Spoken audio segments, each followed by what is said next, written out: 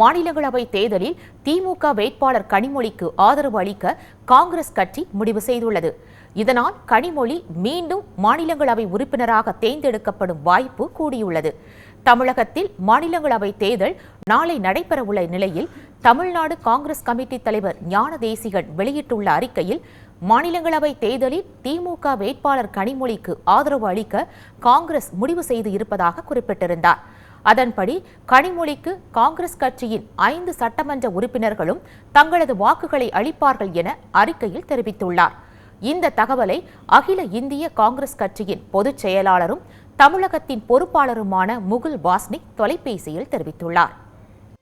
மாநிலங்களவை தேர்தலில் திராவிட முன்னேற்றக் கழகத்தின் சார்பாக நிறுத்தப்பட்டிருக்கிற வேட்பாளர் திருமதி கனிமொழி அவர்களை ஆதரிப்பதென்று இந்திய தேசிய காங்கிரஸ் கட்சி முடிவெடுத்திருக்கிறது.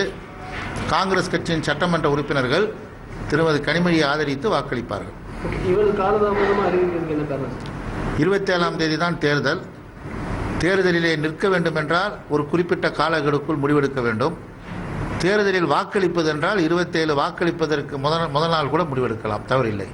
ஆகவே கால அவகாசம் என்பது வாக்களிப்பதற்கு கிடையாது.